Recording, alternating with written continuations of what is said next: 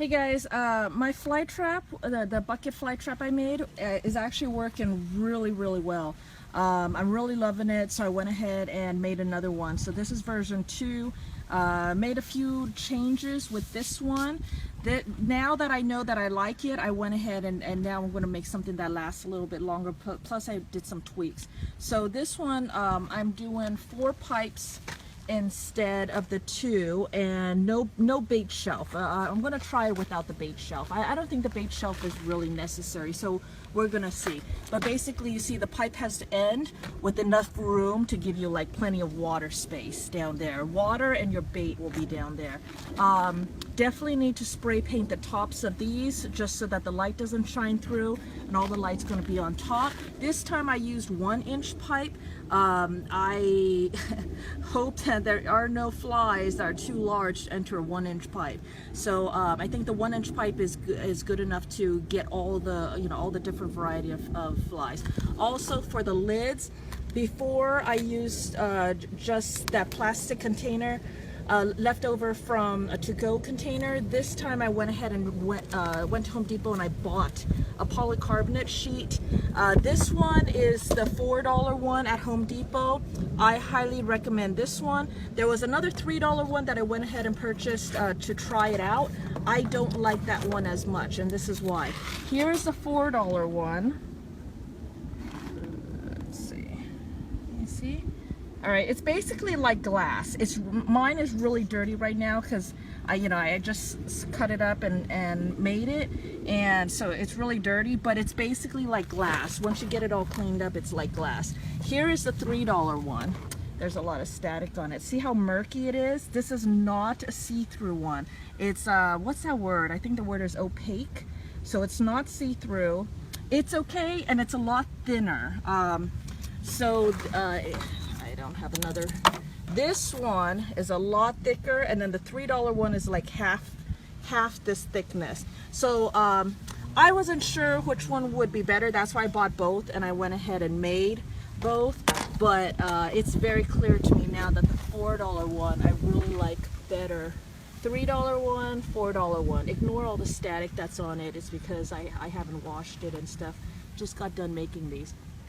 So anyways, yeah, definitely recommend this.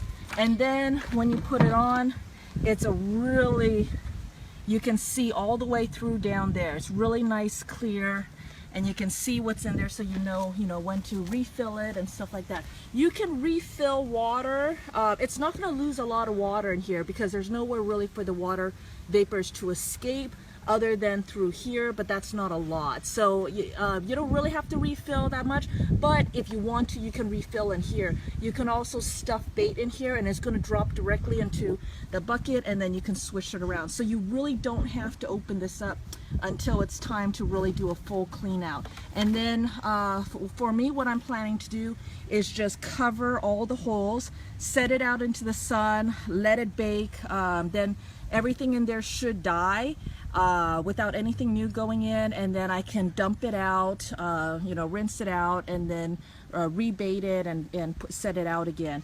I decided to make 3 of them, so here's 1, and then 2, and then 3, and I have this one because that food container, the plastic on my first one I made, isn't going to last long, so I'm going to go ahead and replace it with this as soon as I can, but I needed another one to take its place. So anyways, I'm really liking it because the fly bags are a lot more expensive than making these, and these are reusable, and 2, the fly bags don't catch the big flies. The carrion flies and the horse flies, they are quite big. They're the ones that take chunks of meat out of Lacer. Those are often too big to fit into the fly bags, but they do fit in there. And I do have some carrion and horse flies in my bucket trap that are not in my bag traps. So I mean, that alone is like amazing. You can see right now Lacer, just having that one, Lacer isn't very bothered with flies. You may have seen other videos, he's always stomping and swishing his tail. That's because of the flies. Right now he doesn't even have his fly mask or nothing on. I can see one fly walking around his eyeball his eye, not his eyeball, but otherwise he's quite comfortable. And so I really like that, and I really like that you can customize the bait. Carrion flies tend to go towards smells of rotting flesh.